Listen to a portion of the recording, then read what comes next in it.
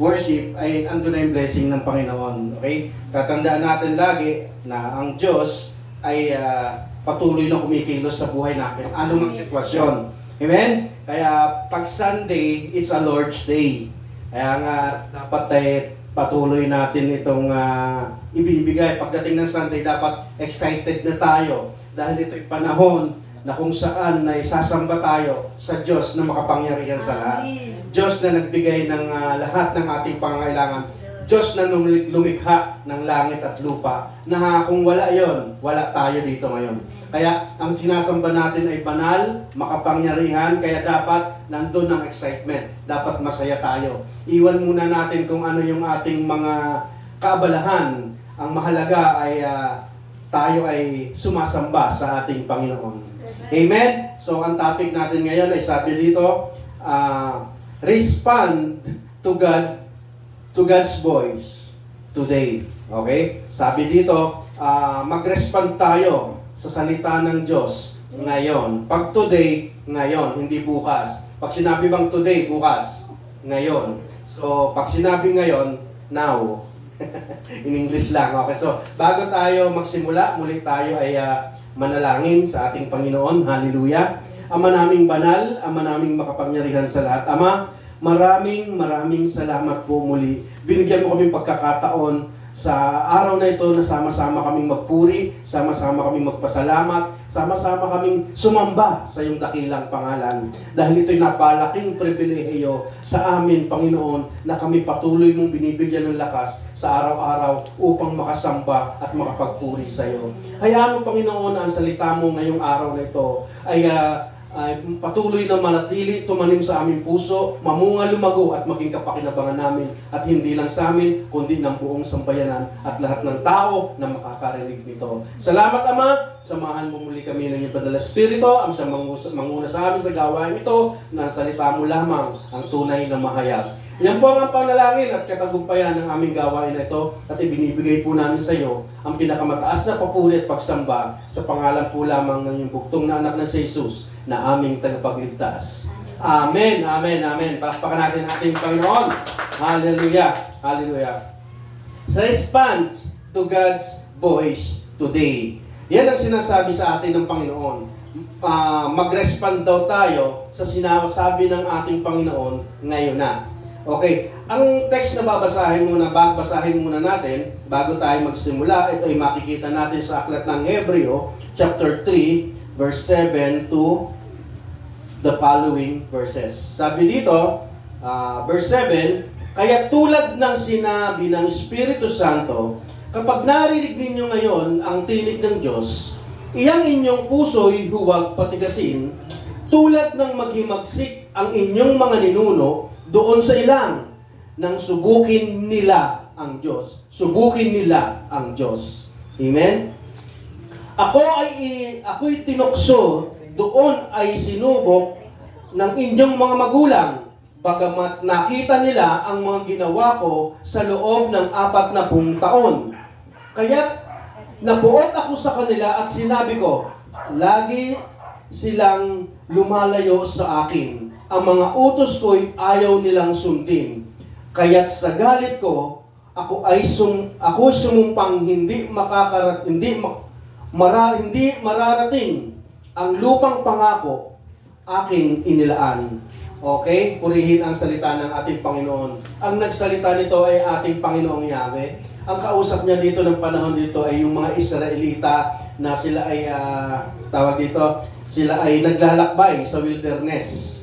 Okay? At yung mga tao ngayon ay sobrang talagang mapaghimagsik, yung mga Israelita ng time na yon. Kaya dapat nating maunawaan na ang Diyos ay laging kasama natin sa anumang sitwasyon. Pero kakaiba itong mga Israelita na ito, ipinaranas na ng Diyos sa kanila ang kasaganahan, ang provision, ang protection, pero andun pa rin ang puso nila matigas. Kaya sinulat ito sa aklat ng Hebreo na winawarningan tayo. Warning ito sa atin. Ito'y sinulat niya para sa mga tao noon sa lumang tipan, sa mga Israelita. Pero yung warning din naman ito para sa atin ngayon na mga mananampalataya. Okay? Kasi talagang sinasabi dito na huwag niyong patigasin ang puso katulad ng inyong mga ninuno noong araw na nagpalakbay sa ilang. Okay? Kaya dito sa aklat ng Hebreo, ang kausap dito ay dalawang klase. Isang mga mananampalataya, yung mga tinatawag na genuine believers at saka professing believer. Ito yung pinapatungkulan niya dito ng manunulat ng Hebreo.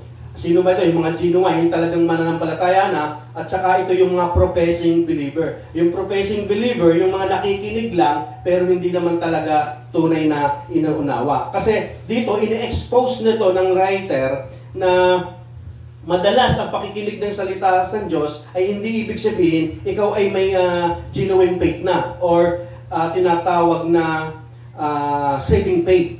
Kasi ang saving faith, hindi lang ito pinapakinggan, ngunit ito'y tinatanggap ng buong puso. Okay? Kasi marami ang nakapakinig ng salita, pero hindi naman ipinamumuhay. Dito, tinuturo dito ng writer na pag ikay makinig, dapat ito ay iyong inuunawa ng buong puso at tinatanggap. Kaya nga, winarningan. May warning dito ang salita na sinabi niya, kapag narinig nyo ang salita ng Diyos, huwag na ninyong patigasin ang inyong puso. Kasi nung time na yon, ng panahon nila, ng kinakausap ng writer nito mga tao, maraming nakikinig pero hindi inuunawa. Kaya winarningan. Okay? Kaya ito ay, sinulat ito para sa kanila. Pero ang mensahe rin nito ay para sa atin din ngayon.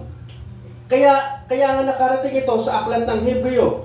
Kaya sabi dito, na dapat din tayo bilang mananampalataya na ay huwag natin masyadong maging kampante kung anong meron tayo. Okay? Dapat patuloy tayo mag-response sa pagtawag ng ating Panginoon dahil araw-araw nangungusap ang Diyos sa buhay natin.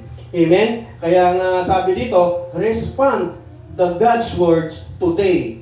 Ang calling ng Diyos ay hindi para noon, kundi ngayon din. Kaya tandaan natin na sa ngayon, tayo rin ang kausap nito.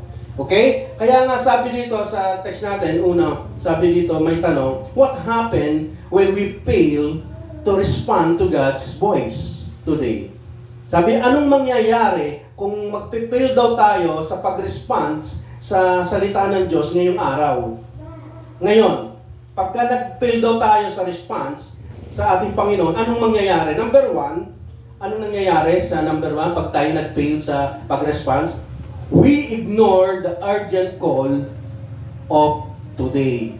Ini-ignore daw natin ang urgent call ngayon. Okay? Ito ay mababasa natin sa aklat ng Hebreo. Kanina, balikan lang natin sa 3 verse 7. Sabi, so, as the Holy Spirit says, today, if you hear His voice, sabing ganon sa verse 7. Sa Tagalog, kaya tulad ng sinasabi ng Espiritu Santo, kapag narinig ninyo ngayon ang tinig ng Diyos. Tapos sabi sa 8a, iyon ang inyong puso'y huwag ninyong patigasin. Okay? Nakasinasabi dito na today, pag sinabing ngayon, ay may urgency na sinasabi. Okay? Ngayon. Kaya nga, ay ang kasulatan na ito ay isinulat noon hanggang ngayon sa atin. At sinasabi dito ay kung marinig ninyo ang salita ng Diyos, mag-response na kayo kaagad. May urgency na sinasabi dito. Hindi tayo pinamamaya na, kundi ngayon, i-respond na natin. Pangalawa, sabi dito, immediate response. Yun ang sasabi ko. Kailangan pag narinig natin ang boses ng Diyos, magkaroon tayo ng immediate response. Ang sabi dito, ang panawagan ng Diyos ay nangangailangan ng agarang action. Action agad, hindi yung patumpik-tumpik. Kaya nga sinabing today ay ngayon. Pag merong urgent calling, meron ka dapat urgent response. Okay? Pag tinawag ka kaagad, kailangan mo mag-response agad. Halimbawa, dito ang mga soldier, yung mga sundalo nasa gera. Okay? Ngayon, nasukol sila ng mga kaaway. Tumawag yung commander, sabi niya, Sir, kailangan namin ng backup. Kami napapaligiran na ng kaaway at talagang wala na kaming magawa. Sabi ganon. Tumawag siya. So, anong ibig sabihin nun? Urgency. Kailangan tulungan. Kaya anong gagawin noong commander na naka-receive? Ipapadala agad yung backup. para ma-save niya yung mga sundalo. Hindi sasabihin ng sundalo na, ay sandali, relax lang muna kayo dyan at kami ay may ginagawa pa rito. After nyan, sige, papupuntahin ko ng tao. Ganun ba ang sasagot? Pag sinabing urgent, urgent ang calling, urgent ang response. Kasi buhay ang nakasalalay sa mga sundalo.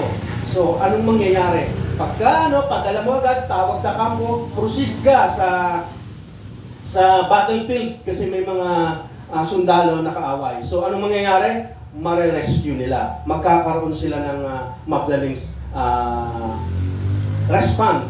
And then, maraming buhay ang maligtas. Amen? Ganyan ang gusto ng Diyos sa atin. Tayo, nasa battlefield tayo ngayon. Kailangan natin ng response sa ating Panginoon. Nasa war tayo ngayon. Ang war natin, spiritual. Ang battle natin sa buhay ngayon. Kaya kailangan natin mag-respond agad sa salita ng Diyos pag narinig natin. Huwag natin, Lord, mamaya na ako makikinig. Mamaya na ako magsisimba. Next week na, next year na. Marami pa akong iniisip. Sabi ng Diyos, ngayon na. Kaya nga, winawarningan tayo. Kaya nga, ang inaasahan ng Diyos ay obedience at hindi delayed decision. Tamang pagsunod at hindi yung mamaya na. Yun ang inaasahan ng Diyos na respond sa ating mga nakarinig ng salita. Pangalawa, number 2, anong mangyayari pag tayo nag-fail? Sabi niya, number 2, we hardened our heart against God's voice. Pinatitigas natin ang ating puso sa salita ng Diyos. Yan kaya nagpipild tayo sa tawag ng Panginoon at ang nagiging dahilan, tumitigas ang ating puso. Sabi dito sa verse 8a, sabi, huwag ninyong patigasin ang inyong mga puso tulad ng ginawa ninyo nang kayo'y maghimagsik. Okay? Nagkaroon sila ng pagpapatigas ng puso. Nagkaroon ng paghihimagsik. Kasi ang hindi pakikinig ng salita ng Diyos, ang hindi pag-unawa at hindi pagbibigay ng panahon ay iyan tumatawag na rebellion. Nagkakaroon ka ng rebellious heart. Nagmamalaki ka sa Diyos. Nagbibigay ka ng sarili mong kaalaman. Ikaw ang nagde-decide ng sarili mo. Diyan winawarningan ng manunulat na ito ang mga tao. Amen? Ang tawag dito, willful heart resistance. Okay? Nagkakaroon ng willful heart resistance, sinasadyang pagtanggi. Okay? Mayroong mga ganun sinasadya na pagtanggi sa pakikinig ng salita ng Diyos. Ang pagtigas ng puso ay hindi nangyayari lang magdamag yan. Hindi lang yan, ngayon, bakit ang tigas ng puso na itong taong ito? Hindi yan tumigas ng puso na ngayon lang magdamag, kinabukasan matigas ng puso. Hindi ganon. Nangyari ito sa dahan-dahan na proseso na hindi na natin namamalayan. Bakit? Nagkakaroon tayo ng tinatawag na element of choice. Ano ba yung element of choice? Ito yung tinatawag na kalayaan nating pagpili. Mas pinipili natin ang hindi makinig kesa sa makinig. Kasi, tingnan na, pag pinili natin ang sumunod, makikita natin ang sarili natin, every Sunday nandyan na tayo. Pero pag pinili natin ang hindi dumalo pag linggo, isang beses lang yan, unti-unti, hanggang maramdaman mo, ang tigas na ng puso mo sa pagdalo. Bakit? Tumitigas na ang puso mo. Hindi naman bigla, kundi sa patuloy na ginagawa mo, dahil may iba kang priorities, hindi mo na napapriorities ang salita ng Diyos. Kaya patuloy tayong winawarningan. Hindi ka kaagad matigas ang puso. Nasa element of choice ka. Nasa pagpili ka. Binigyan kang kalayaan mamili. Kaya ngayon, ang puso natin tumigas na dahil sa ayaw natin pakikinig. Pag ang puso natin matigas na, ang tawag dyan, may kalyo. Pag may kalyo ka, di ba dito? Sino may kalyo? May nararamdaman, di ba? Wala na. Nagiging ganun ang puso natin. Wala nang pakiramdam kahit anong gawin. Kaya warning ito ngayon sa atin na katulad ng mga Israelita na huwag tayong maging matigas ang ating puso. Amen? Kasi dati, may natawag tayong dalawang categories of sin. Ano yan? Sin of omission at sin of commission. Ang sin of omission, ito yung alam mong tama pero hindi mo ginagawa. Sabi ito sa aklat ng Santiago, chapter 4, verse 17. Ang sino mang alam ang tama, pero hindi ginagawa, iyon ay kasalanan. At ang sinasabi ng sin of omission, alam mo nang mali, ginagawa mo pa. Ito yung mga commandments. Alam natin ito yung utos na wag gawin, pero ginagawa natin. Yan mga bagay na yan ay ang ating nagagawa ngayon. Kaya nga binibigyan tayong kalayaan mamili. Ibinigay sa atin ang tama, pero nasa ating desisyon kung ano ang pipiliin natin. Amen? Kaya nga nagkakaroon ng pagtigas ng puso pag naroon tayo sa maling pagpili. Kaya nga, ang pagtanggi ay tawag dito, yung pagtanggis na nahayag na kalooban ng Diyos, yung ibinigay ng Diyos sa atin, ang tawag doon ay yung revealed will ng Diyos, at ang utos na alam natin tama pero hindi ginawa, yun din ay kasalanan. Kaya binibigyan tayo ng Diyos ng tamang pagpili sa ating buhay. Amen? Kaya lagi ulitin natin maririnig, do not harden your heart. Huwag patigasin ang puso. Ngayon na, now. Pag sinabing now, ngayon na. Hindi bukas, hindi mamaya. Amen? May urgency to. Ibig sabihin, pag urgency, delikado na. May warning na eh. Di ba? Lumikas na kayo kasi mga 5 minutes, aapaw yung dam at guguwan lupa. Ay mamaya, nagsasaing pa kami mamaya na. Hindi naman ganon. Kailangan lumikas ka na. Kasi may nagsabi na, ganito rin ang panawagan ng Diyos. Ina-amplified ng Diyos ang kanyang salita na warning, pakinggan nyo ang salita ng Diyos. Huwag nyo nang patagalin. Kasi minsan nga pagka tinawag tayo, magpatawad ka. Yun ang pinakamahirap. Sinabi ng Diyos, magpatawad ka. Ngayon na, huwag mo nang bukas papatawarin. Kasi minsan ang pagpapatawad ay isang mahirap na gawain, pero ito ay utos ng Diyos na magpatawad at magmahalan. Amen? Pero sabi nila, ang pagpapatawad ay napakahirap. Last time na pag-aralan natin, napakahirap magpatawad, di ba? Talagang sasabihin natin, paano ko patatawarin? Hindi pwedeng patawarin. Hindi niya deserve ang kapatawaran, sabi niya. Kasi napakasama ng ginawa niya sa akin. Kung alam niyo lang kung gaano ginawa niya sa akin, nasira ang buhay ko dahil sa kanya. Tapos, patatawarin ko ng ganun, wala. Hindi niya deserve ang patawarin. Sobra ang ginawa niya. Amen? Pero tingnan po natin, balansehin natin. Deserve mo rin bang patawarin ng Diyos? Tinignan mo ba ang sarili mo noon nang ikay makasalanan? Si Jesus napako sa krus, namatay, inilibing para sa ating kasalanan, para sa iyo, para sa akin, para sa kanya, para sa ating lahat. Amen? Nakita mo na siyang namatay. Deserve ba natin yon? Hindi rin natin deserve ang patawarin. Pero ang ginawa, si Jesus ang umako noon. Tapos hindi tayo magpatawad. Kaya nga inutos ng Diyos, magpatawad kayo. Ito nga sinabi ni Pedro sa isang salita niya. Sabi niya, Panginoon, ilang beses ko ba patatawarin ang aking kapatid na nagkasala? 7 beses ba? Sabi, hindi lang 7. 77. Ilan yon? 490. Ibig sabihin, sa bawat kasalanan na nagawa sa iyo, 490 mo siyang patawarin. Amen? Ibig sabihin lang nun, hindi yung pag 491, hindi ko na siya patatawarin. Pag nakasala, hindi po yun. Ang sinasabi ng Panginoon sa atin dito, itinuturo na patuloy lang tayong magpatawad. Patuloy lang tayong magmahal. Dahil tayo, hindi tayo kamahal-mahal, hindi tayo kapatapatawad, pero pinatawad tayo. Yun ang tingnan natin. Kaya nga itinuturo sa atin ng Diyos na magmahalan tayo.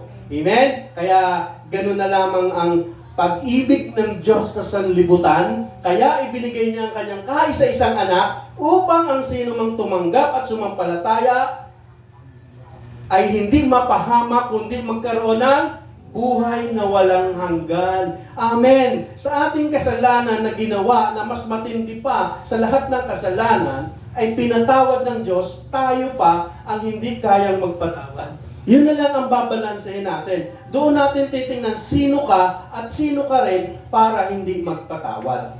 Amen? Kaya nga ang kapatawaran ay para sa lahat, hindi sa deserve lang. Dahil kailangan ibigay ang kapatawaran. Dahil utos ng Diyos. Okay? Kaya nga ulitin ko na naman, pag narinig nyo na ngayon ang salita ng Diyos, ang ating puso ay huwag patigasin. Ang Holy Spirit ay hindi yan tumitigil sa pagpapaalala sa atin. Kapag paulit-ulit tayong tumatanggi sa salita ng Diyos, paulit-ulit pa rin tayong nire-remind. Kaya lang ang nangyayari, sa paulit-ulit mo na pagre-reject, tumitigas na yung puso. Sabi ko kanina, pag may kalyo na, wala na yung naririnig. Pero wala ka mang nararamdaman, pero ang Holy Spirit, patuloy kang nare-remind. Patuloy kang nare-remind, hindi niya nagsasawa. Kaya lang tayo, hindi na natin maramdaman ang Holy Spirit. Kaya minsan sabihin natin, hindi naman yata ako nangungusap sa akin ng Banal na Espiritu. Wala akong maramdaman. Kasi manhid na ang puso mo. May kalyo na. Kasi ayaw mong pakinggan ang salita ng Diyos. Amen? Kaya nga ngayon, now, ang sinasabi once again dito, yung mga Israelita noon. At ngayon, iyon din ang sinasabi sa atin ngayon. Na pag narinig natin ang salita ng Diyos, huwag na nating patigasin ang ating puso. Tanggapin na natin ang Panginoon. Amen? Kapag paulit-ulit na tumatanggi, tumitigas talaga ang puso. Hallelujah. At ang magpapalambot lang yan, pag tinanggap mo at pinakinggan mo at inunawa at isinabuhay mo ang salita ng Diyos, mag-melt, muling lalambot ang puso mo. Amen? Next, sabi niya, repeated rebellions pattern. Yan. Nagkakaroon tayo ng ulit-ulit na pattern ng pagre-rebelde. Yan ang nangyayari sa atin. Paulit-ulit na lang, rebelde. Kasi ang pagtigas ng puso ng Israel ay dahil saan? Sa mga pangangailangan. Noon, sa wilderness, yung pattern nila, may pattern sila noon na puro reklamo. Di ba? Ang mga sa wilderness noon, ang mga Israelita, reklamo. Kaya 40 years silang naglakbay sa wilderness, sa ilang. 40 years. Bakit? Kasi naroon sila sa matitigas na puso. Bakit? Ano ang pattern nila?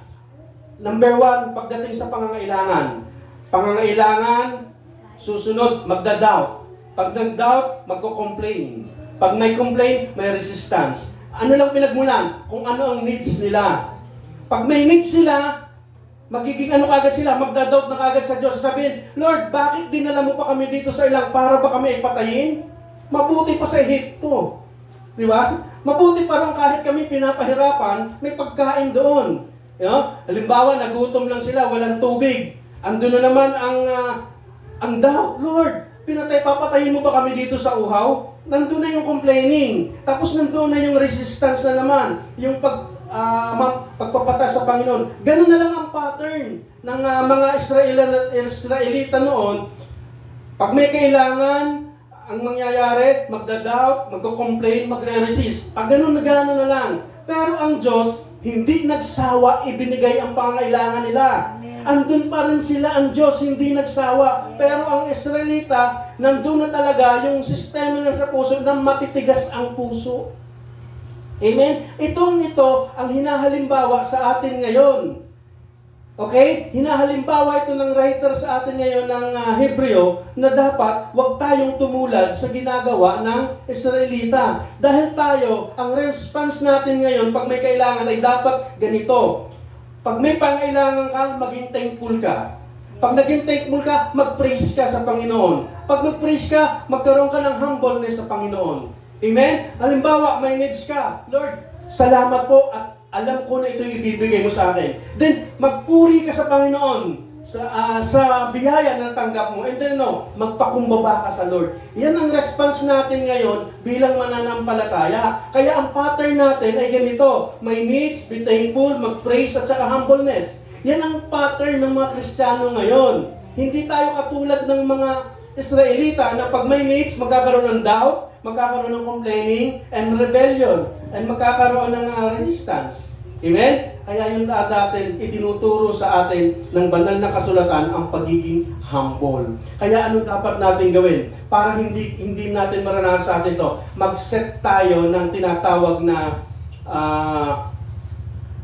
stone of remembrance. Noon kasi, ang stone of remembrance noon sa wilderness, di ba, nagtatambak sila ng bato.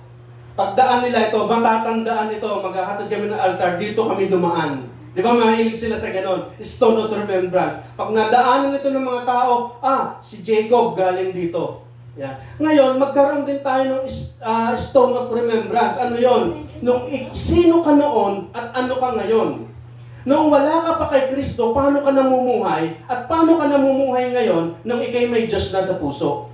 Amen? Doon pa lang, mababalansin mo na kung saan ka dapat at bakit ka magpapatuloy sa ating Panginoon. Amen? Yan ang gawin natin, stone of remembrance. Yung buhay mo mismo, yung patotoo mo sa buhay mo noon, at saka patotoo mo sa buhay mo ngayon na may Diyos ka na sinasampalatayanan. Amen? Yan ang gagawin natin, mga kapatid. Kaya nga, do not harden our heart. Okay? Kaya, be thankful. Next, sabi dito, magkakaroon tayo ng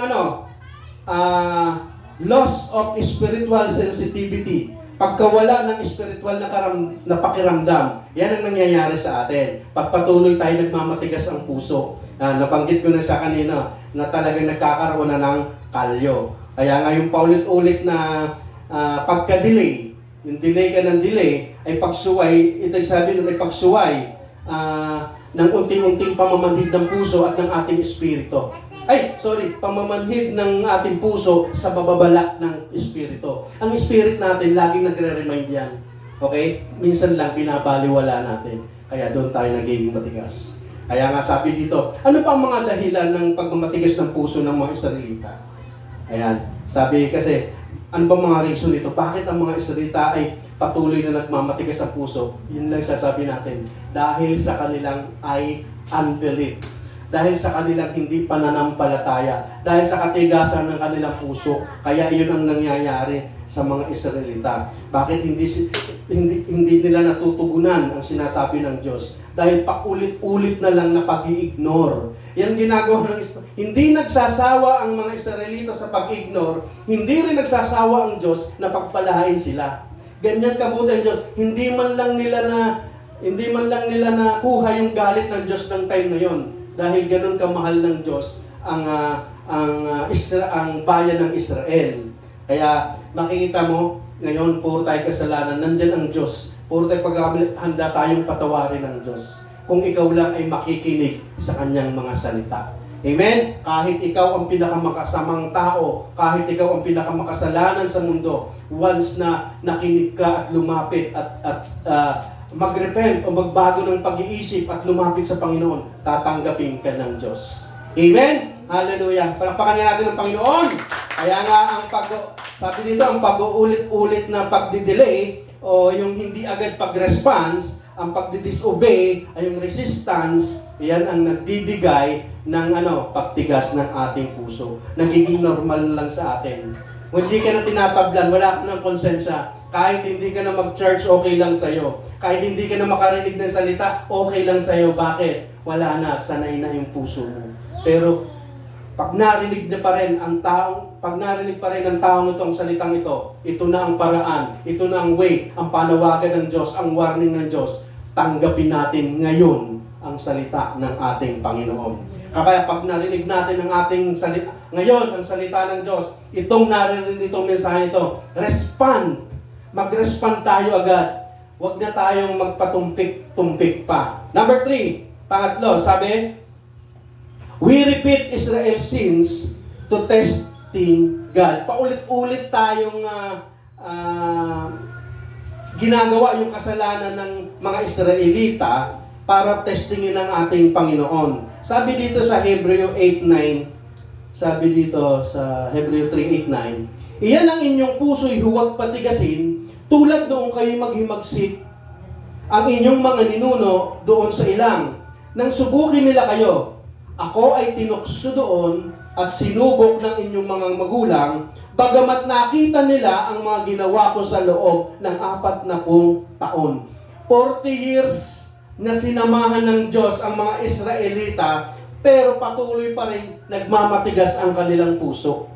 Amen? Pinapakita. Kaya nga ito talaga ang ginamit na illustration ng writer ng Hebreo para tayo ay kunin ang atensyon natin, para maunawa natin yung warning na ito. Kaya nga, paano ba natin makikita na ang puso ay tumitigas at nagsisimula ng i-test? Okay? Paano natin nakikita nagmamatigas na ating puso at tinetest natin ang ating Panginoon? Sabi dito, una, distrustful response to God's works. Ibig sabihin, kulang sa tiwala hindi pa rin tayo nagtitiwala kahit na nakikita natin ang miracle ng Panginoon. Ngayon, nararanasan na natin ang pagkilos ng Panginoon sa atin ng buhay. Pero meron pa rin tayong mga doubt. Di ba? Yung doubt na yan, yung nagiging kalaban natin. Sabi nga sa 2 Corinthians, sabi sa Santiago, James chapter 1 verse 7, sabi niya, believe and do not doubt. Kasi yung doubt, yan ang nagpapahina ng ating faith. Okay? Yung doubt na yan, yung ating ano ba yung doubt? Pag-aalinlangan. Okay? Kaya distrustful response to God's word. Alam nyo dito sa aklat ng Exodus, chapter 17, dito sa Meriba at sa Masa, dito pinakita ng Diyos ang kanyang pagpapala sa bansa ng Israel. Okay? Yan dyan natin makikita. Diyan natin mababasa kung paano sila nag-doubt at paano pa rin sila pinagpala ng Panginoon sa kabila ng kanilang pagdududa. Alam nyo ba na ang Israelita ang unang tumanggap ng 4 Ps? Sino bang may 4 Ps dito? Ang 4 Ps dito, hindi ito binibigay ng gobyerno. Ang 4 Ps dito, yung sinasabi dito sa naranasan ng ang 4 Ps na naranasan ng Israelita nung panahon nila noon, ay ito, ng 40 years ay ano, number 1, sabi, yun ang presence. Number 2, power. Number 3, protection. Number 4, provision. Yung 4 P's na yan ang naranasan ng mga Israelita noon. Yung presence ng Diyos kasama nila habang naglalakbay sila sa ilang. Andun ang Panginoon, kasama nila. Ano pa? Yung power ng Panginoon andun. Hindi sila pinabayaan ng Diyos. Andun pa rin yan. Pangatlong piece, sabi nga, protection. Andun pa rin ang protection ng Diyos kahit anong ginagawa nila. Sa kabila ng kasamaan, hindi sila nalusog ng mga kaaway. Dahil bakit? Andun ang protection. Ano pa? Provision. Andun ang provision ng Diyos sa kabila ng kanilang paglalakbay. Hindi sila pinabayaan ng Diyos. Pero lahat ng ito, presence ng Lord, power ng Lord, protection ng Lord, provision ng Lord, binaliwala ng Israelita. Reklamo pa rin sila ng reklamo, hindi maintindihan. Ito na lang tanungin ko, siguro, pag kayo ang Diyos, anong gagawin nyo dito sa mga tao na ito na matitigas ang ulo? Baka yun pag tayong normal na tao ang binigyan ng karapatan para pangunahan ng Israelita, baka naman pinakain mo na lang sa wilderness. Pero hindi kasi ganyan. Ipinapakita lang ng Diyos na siya ay higit sa lahat. Kasi pinapakita din sa ang kapangyarihan ng Diyos ay yung sovereignty niya na hindi kaya ng tao. Amen? Kaya ganyan kabuti ang Diyos. Kung yan pa lang, unawain na lang natin. Baka yung kwento pa lang ito ng Israelita, baka ngayon, iisipin mo, grabe naman itong titigas ng mga ulo nito. Ibinigay na ang lahat. Puro pa rin reklamo. Diba? Ganun lang nasa puso natin. Dahil tayo tao lang. Dahil ang Diyos ay makapangyarihan sa lahat. Anong ginawa niya? Patuloy pa rin niyang prinubide ang pangangailangan ng tao. Ibinigay niya ang kanyang buktong na anak, ang solusyon sa ating makasalanan. Para isurvive pa rin tayo. Nakita niyo yung pag-ibig ng Diyos? Hindi kayang tularan. Kaya dapat natin itong maunawaan. Hindi nagkulang sa provision ng Diyos 40 years. Tayo baka pag nagtumulong ka, 3 days lang, 1 week lang, magsasawa ka na. Ang Panginoon 40 years. Tapos sa 40 years yun, puro reklamo pa. Pero hindi nataranta ang Panginoon dahil gano'n na lamang ang pag-ibig ng Diyos sa tao. Amen? Palakpakan natin ang Panginoon. Hallelujah! Hallelujah! Kaya dapat kung ito ang maunawaan natin, gawin natin itong, anong tawag doon? Sa panghawakan natin upang tayo magkaroon ng tunay na pananampalataya sa Panginoon. Alam niyo ba sa paglalakbay nila yung 40 years, sabi, hindi kumupas yung damit nila. Dito, pag bumili ka ng damit, isang laba mo lang, kupas na. Pero sila, 40 years, yung damit nila hindi kumupas. Bakit? Nandun ang protection ng Diyos. Ano pa? Hindi nasira yung sandalyas nila. Yung sandals na sinusuot nila, 40 years nilang suot-suot, hindi nasira, hindi naupod. Bakit? Andun ang provision ng Lord. Amen? Hindi ba nila napapansin yun? Pero tayo, ano ba pinakamagandang tsinelas ng panahon to? Spartan. Naalala ko, binili ako nanay ng Spartan. Sabi, matibay daw Spartan. Totoo naman. 1 year, umabot siguro ng 1 year and a half. Pero, hindi tumagal. Palagay na mag-2 year nasira. Pero ito, 40 years. Yung sandalyas ng mga Israelita, hindi nasira. Bakit? Nandiyan ang provision ng Panginoon. Amen? Nandiyan ang proteksyon ng Panginoon. Nandiyan ang power at presence ng Panginoon. Amen? Dapat nito yung nakikita natin. Ano pa? Sa gabi, pagka sila naglalakbay, pagka sa gabi may haliging apoy. Ang gabi ginagawang araw ng Panginoon para maproteksyonan sila sa mga mababangis na hayop at saka mga mananakop. Pinoproteksyonan sila ng haliging apoy. Ganyan kamahal ng Diyos sa mga Israelita. Pagka araw merong haliging ulap para linililiman sila. Amen? Nakita mo yung provision nito ng Panginoon sa mga Israelita. Pero ano nangyari? Nagreklamo pa rin. Reklamo pa rin. Okay? Ganun ang ginagawa. Pagkain. Alam ba sa pagkain? Ang provision, walang construction worker sa Israelita, walang nagtatrabaho. Anong gagawin? Lalabas lang sila sa pinto, mamumulot ng mana. Mamumulot ng pagkain na galing sa langit na ibinaba ng Panginoon. Pupulutin na lang nila. Iluluto na lang nila. After nun magre-reklamo pa rin. Nakita niyo yung katigasan ng puso ng hinahalimbawa ito sa atin. Ito nangyari ito sa Israelita. Hinahalimbawa, mamumulot na lang. Pero may doubt pa rin sila sa ating Panginoon. Kasi ano bang problema? Ano bang problema ng Israelita? Walang problema ng Diyos. Unbelief. Ang hindi paniniwala, yun ang naging problema. At iyon din minsan ang nagiging problema sa atin ngayon. Ang unbelief, ang hindi nating pananampalataya, ang hindi nating paniniwala, yun ang kalaban natin. Kaya hindi tayo makapostro, hindi tayo makalakad. Kasi nga, mayroon doubt. Ano ba, pag akisimba pa ng simba dyan, may kakainin ba kami? Hallelujah! Hindi mo nakita yung nandito yung creator. Nandito ang source. Nasa yung source. Di ba? Sino bang source? Si Jesus. Bakit natin pagpapalit sa material na bagay kung ang source ay nasa iyo? Amen?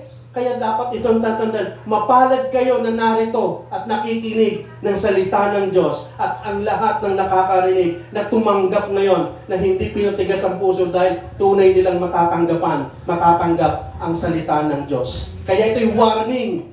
Kaya warning to. Huwag natin gayahin ang rebellious heart ng mga Israelita. Huwag tayong maging ganun. Kaya nga, warning ulitin ko, sabi ng writer ng Hebreo, pag narinig nyo ang salita ng Diyos, ang inyong puso ay huwag nang patigasin. Wina-warning na tayo na nangyari na nga ito. Alam mo ba ang nangyari sa Israelita after 40 years? Hindi nakapasok sa promised land. Dahil saan? Sa katigasan ng puso.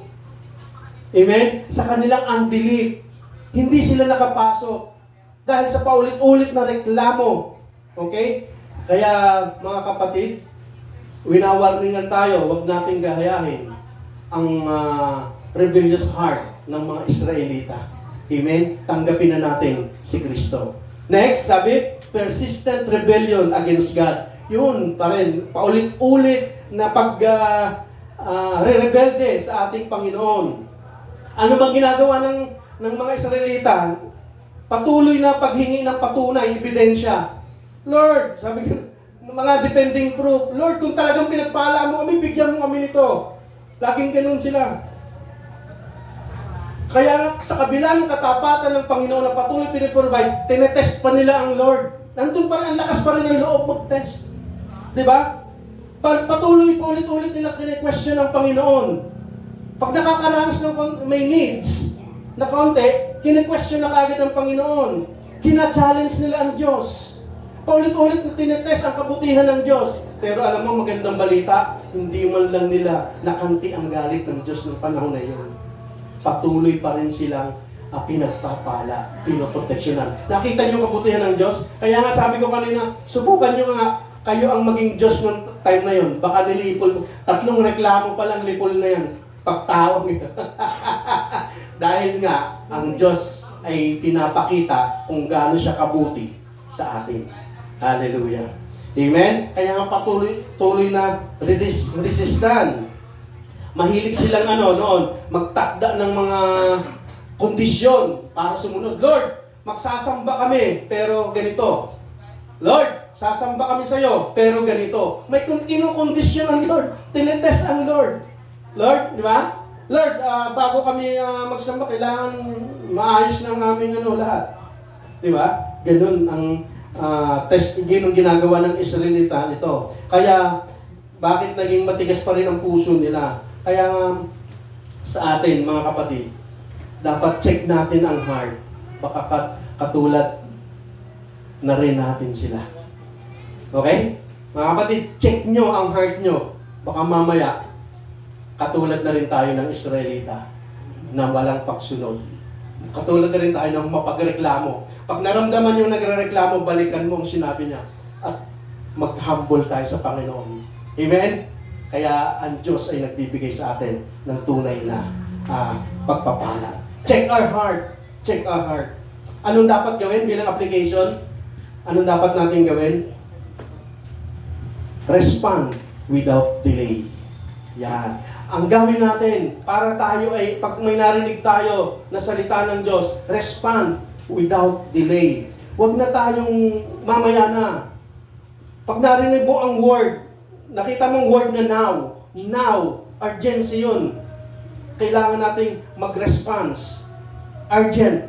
Kaya nga, respond without delay. Sabi na, huwag nang ipagpabukas. Yung pagsisisi, yung repentance. So, ay, bukas na ako magsisisi. Ay, bukas na ako lalapit sa Panginoon. Saka na, busy kami ngayon. Marami kaming lalakarin, bukas na. Anong tawag doon? Isa iyong pagmamalaki at pagmamataas sa kapangyarihan ng ating Panginoon. Amen? Dahil bakit? Marami nagsasabi na bukas na. Bakit? Sigurado ka bang buhay ka pa bukas? Maraming pangako ang Diyos sa Biblia. Babasahin mo yun. Napakaraming pangako. Pero walang ipinangako ang Diyos na bukas, buhay ka pa. Basahin mo ang Biblia. Napakaraming pangako na binigay ng Diyos. Pero walang pangako ang Diyos na bukas, hoy anak, buhay ka pa. Hindi sinabi yan ng Diyos. Kaya pag narinig natin, now, urgent, respond without delay. Kasi maraming pangako sa Biblia. Pero walang pinamako ang Diyos. Pag sinabi, patawarin mo ito, ngayon na, patawarin mo na. Sabi nga sa isang salita, huwag mong palubugin ng maghapon nang hindi ka nakakapagpatawad o humihingi ng tawad sa ating nagawan ng kasmalian. Amen? Kaya yung tatandaan natin. Kasi nga ang pagpapatawad, ito ay choice. Hindi ito emosyon. Pag ang pagpapatawad, pinili mo yan magpatawad. Hindi yun, ay, nakakaawa na, patawarin ko na lang to. Awang-awa na ako sa pagmumukha nito, sige patawarin ko na lang. Hindi emosyon ang pagpapatawad. Choice mo yan na pagpatawad. Katulad ng pagpapatawad ng ating Panginoon. Pinili niya tayong patawarin kahit hindi tayo karapat-dapat. Huwag niyo nang maghintayin maging deserve niyan. Okay? Next. Sabi nga, ito nga, pagpapatawad. Next, sabi nga, magbahagi ng mabuting balita at gospel. Yan tanda natin. Magbahagi tayo kung bilang response sa ating Panginoon, kung paano natin naranasan ang Panginoon, ibahagi natin ang gospel. Maraming nagsasabi pag mag-share ka na ng gospel, may magsasabi, saka ko nasesyaran sa tamang panahon. May tamang oras dyan. Masesyaran ko rin yan sa tamang oras. Alam mo, isa pa rin yung delay.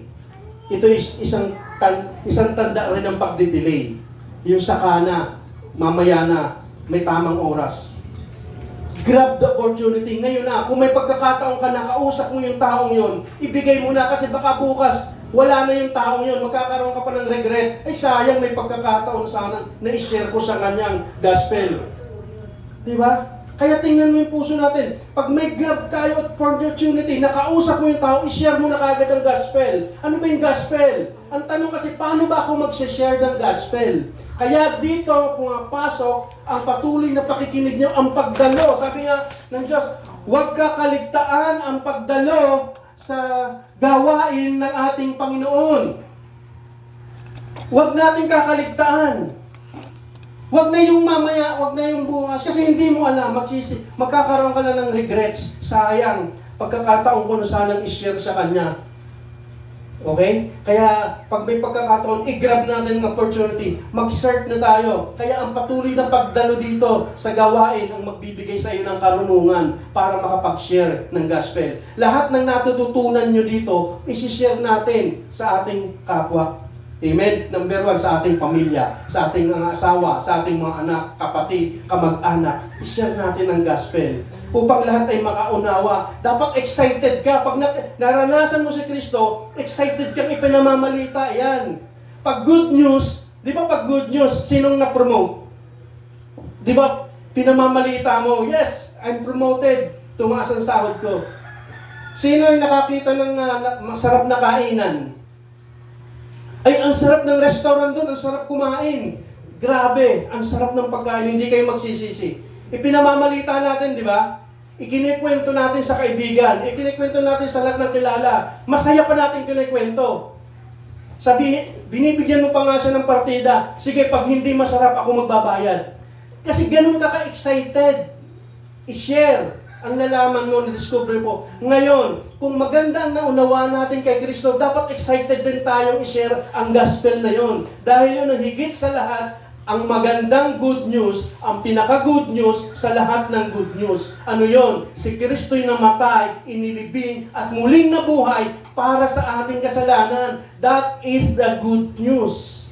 Amen? Hallelujah. Kaya nga dapat natin tundaan, hindi natin dapat itinatago ang gospel. Pag naranasan mo, i-share natin agad. Mamaya pag uwi mo, yakapin mo asawa mo, may magandang balita, kahit ikaw ang pinakang lasinggero, kahit ikaw ang pinakang masasamang tao, mahal ka ng Diyos. Bakit? Saan mo naunawaan? Nandun, nakinig ko, itinuro ng Diyos sa akin kanina. Pag ang tao narinig iyan, at kahit siya'y makasalanan, at naunawaan niya na mahal siya ng Diyos, good news yun.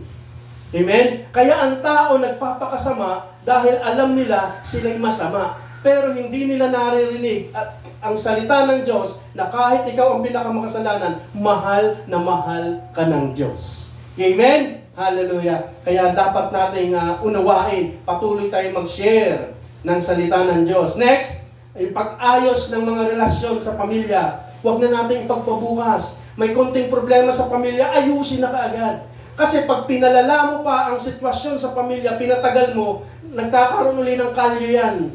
Tumitigas hanggang magkaroon na ng malalim na makikita mo na lang, iisang bahay hindi nag-uusap. Iisang bahay hindi nagpapansinan. Bakit? Hindi nila naayos kaagad ang sigalot. Kaya, pag narinig na mayroong sigalot ngayong araw, mamayang hapon, ayusin na agad. Kung kailangan mag-sorry, kasi nangyayari, hayaan mo, siya muna mag-sorry. Siya may gawa ng kasalanan mag-sorry siya muna. Inubusan niya ako ng ulam Ngayon, so sorry, di ba? Dapat, sorry, ayusin na kaagad yung sigalot ng pamilya, reconciliation, yung kailangan. Amen? Next, calling to serve. Yan. Itong calling to serve, ito ang kailangan natin, lalo na sa ating mananampalataya. Lahat ng mananampalataya ay tinawag ng Diyos para mag-serve. Ay, saka na muna ako mag-commit dyan sa church. Saka na. Kasi hindi pa. Ayusin ko muna ang buhay ko. Ang gulo ng buhay namin Gusto ko muna maging maayos bago ako mag-serve. Bago ako magpatuloy dyan sa church. Bago ako mag-serve kay Lord, ayusin ko muna ang buhay ko. Tandaan natin, ang mga apostol, ang mga alagad, tinawag sila na hindi perpekto. Naalala mo ba sina Pedro nang tinawag? Sabi ni Pedro, sabi ni Jesus, follow me, sumunod kayo sa akin. Nagreklamo ba yung mga isda? Ay, sandali, dami naming huli ng isda. Jesus, mauna ka na, sunod ako. Sinabi ba yun ng alagad? Hindi. Sabi na Jesus, sumunod ka, iniwan ang kanilang bangka, iniwan ang mga isda, sumunod sa ating Panginoon. Hindi mo kailangang maging perpektong tao para maglingkod sa Diyos. Yung mga alagad ng tinawag, hindi sila perpekto. Walang perpekto na tinawag ng Diyos. Tandaan natin, walang matuwid na tinawag ng Diyos. Dahil lahat tayo ay nagkasala at lahat tayo ay makasalanan. Pero, Pag tumugon ka sa calling, magsaserve ako, magkukumit ako, Lord, diyan mo makikita ang pagbabago mo. Unti-unti ka niyang binabago. Sumunod at babaguhin ka. Hindi mo kailangang magbago bago sumunod sa Diyos. Kailangan mong mag-decide, mag-respond immediately. Sumunod ka sa Panginoon at babaguhin ka niya. Amen? Hallelujah. Kaya nga, tandaan natin, lahat tayo, walang tinawag na hindi perfecto. Lahat tayo, hindi perfecto. Pine-perfect tayo ng Diyos habang naglalakad sa Kanyang pinapalakaran. Sabi dito, next, guard your heart daily. Yan yung sabi natin, bantayan natin ang ating puso araw-araw. Yan ang maano sa atin lahat. Sabi, ang ating puso kasi, nandyan ang ating mind, sentro yan ang mind, will, ang ating emotion, ang ating puso. Kung ano ang nani ng puso, sabi, kung anong sabi ng puso mo, sundin mo. Mali yun. Kung anong sinasabi ng Diyos, yun ang sundin mo. Kasi ang puso, mapaglinlang yan. Okay? Sabi nga, paano mo susundin ang puso? Ay, mahal na mahal ko siya eh. Siya na ang pag-ibig ko eh. Mahal na mahal, may asawa yan. Di ba? O, kung sasabihin mo, sundin mo ang puso mo, nagkamali ka na. Kaya huwag mong susundin ang puso. Sundin mo ang Diyos. Kung anong sinabi ng Diyos. Hallelujah. Kaya guard our heart. Bantayan natin ang ating puso para hindi tayo malinlang. Huwag nating dalhin sa emosyon. Okay? Guard our heart. Paano natin poprotektahan ng ating puso? Pamamagitan ng prayer, pagbabasa ng sakalita, devotion. Diyan natin makikita kasi ipapaunawa sa atin ng ating Diyos. Kung ikay Kristiyano, prayerful ka. Ang isa sa ugali ng mga mananampalataya, prayerful. Walang mananampalataya na hindi prayerful.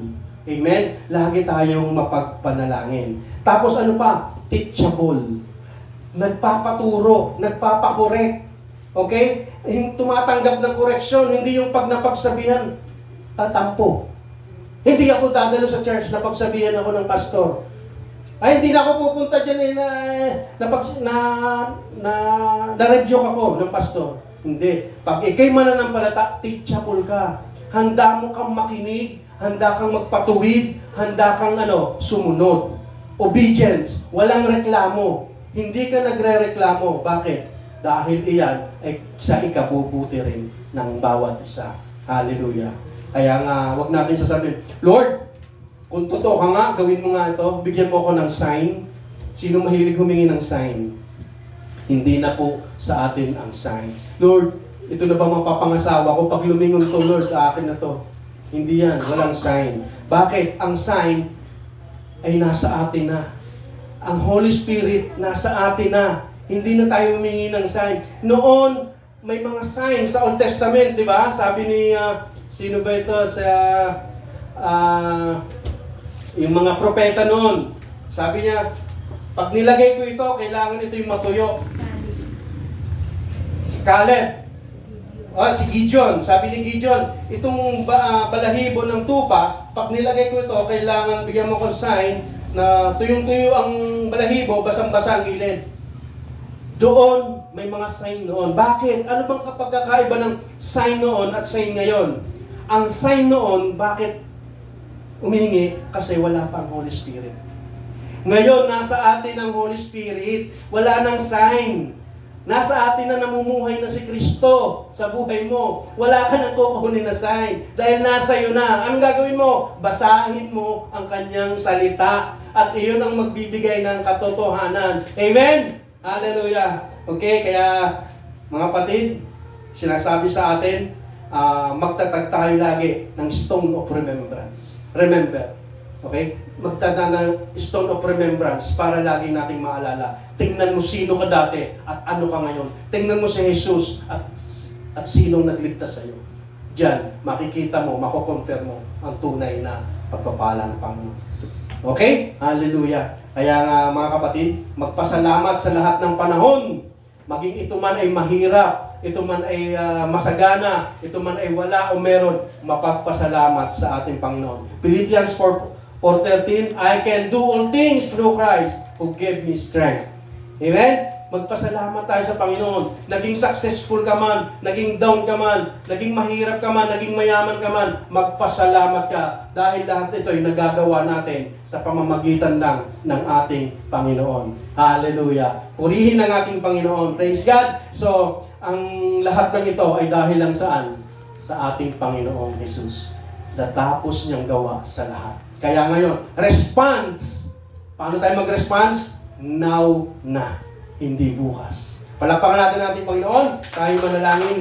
Hallelujah. Ama naming banal, Ama naming makapangyarihan sa lahat. Ama, maraming salamat sa mensahe mo ngayong araw nito. Salamat po at ang mensahe ito ang magbibigay sa amin ng tunay na pagkakilala sa Panginoon. Tinuruan mo kami paano mag-respond. Sabi mo, pag narinig namin ang iyong salita, ngayon din ay mag-response kami, Panginoon, sa iyo. Tanggapin ka namin, Panginoon. Sampalatayanan ka namin, Panginoon. Dahil, Lord, iyan ang nais mo sa amin. Nais mong maligtas ang bawat isa. Tanggapin namin at unawain namin ang iyong mga salita. Salamat, Panginoon. Hallelujah.